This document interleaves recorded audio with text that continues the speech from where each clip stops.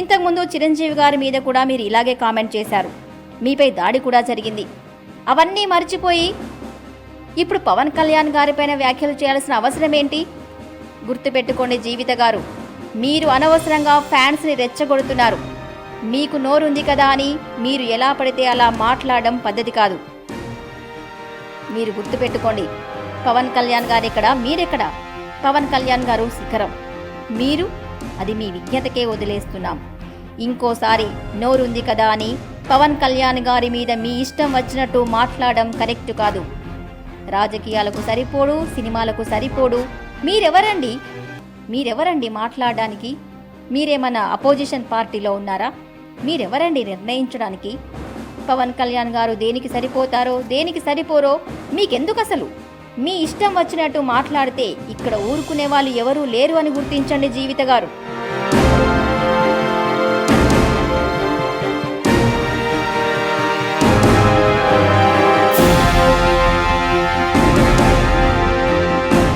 పవన్ కళ్యాణ్ గారి మీద జీవిత గారు కామెంట్ చేస్తున్నారు.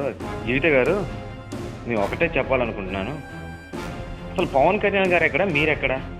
అసలు మీరు అసలు సినిమాల్లో ఉన్నారా, లేకపోతే రాజకీయాల్లో ఉన్నారా? అసలు మీకు ఏమైనా పార్టీ ఉందా? మీరు ఏమైనా సినిమాలు నిర్మిస్తున్నారా? అసలు మీకు ఎందుకండి పవన్ కళ్యాణ్ గురించి? నాకు అర్థం కాకూడదా? మీకు ఎందుకు? అసలు మీకేం అవసరం? ఇంతకుముందు అలాగే చిరంజీవి గారి మీద కూడా అలాగే కామెంట్ చేశారు, అలాగే మీపై దాడి కూడా జరిగింది. గుర్తుపెట్టుకోండి జీవిత గారు, అనవసరంగా ఫ్యాన్స్ని రెచ్చగొట్టినట్టే. మీకు నోరుంది కదా అని చెప్పేసి ఎలా పడితే అలా మాట్లాడడం ఇది పద్ధతి కాదు. అలాగే గుర్తుపెట్టుకోండి, పవన్ కళ్యాణ్ గారు ఎక్కడున్నారో మీరు ఎక్కడున్నారో. పవన్ కళ్యాణ్ గారు శిఖరం, మీరు అది మీ విజ్ఞతకే వదిలేస్తున్నాను. ఇంకోసారి నోరుంది కదా అని చెప్పేసి పవన్ కళ్యాణ్ గారి మీద ఇష్టం వచ్చినట్టు మాట్లాడడం కరెక్ట్ కాదు. రాజకీయాల్లో సరిపోడు, సినిమాల్లో సరిపోదు. మీరెవరండి? లేకుంటే మీరేమన్నా పెద్ద ఈ రాష్ట్రానికి సీఎమా, లేకుంటే దేశానికి పిఎమా? మీరెవరండి నిర్ణయించడానికి?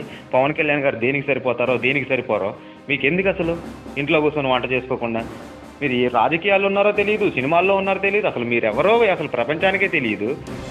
మీరు వ్యాఖ్యలు చేయాల్సిన అవసరం మీకేంటి?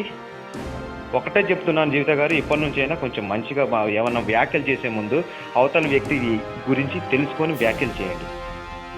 పవన్ కళ్యాణ్ గారు రాజకీయాలు సరిపోంది, అంతమంది ఫ్యాన్స్ ఉంటారా, అంతమంది సభలకు వస్తారా, అంతమంది చేస్తారా? అర్థమైందా?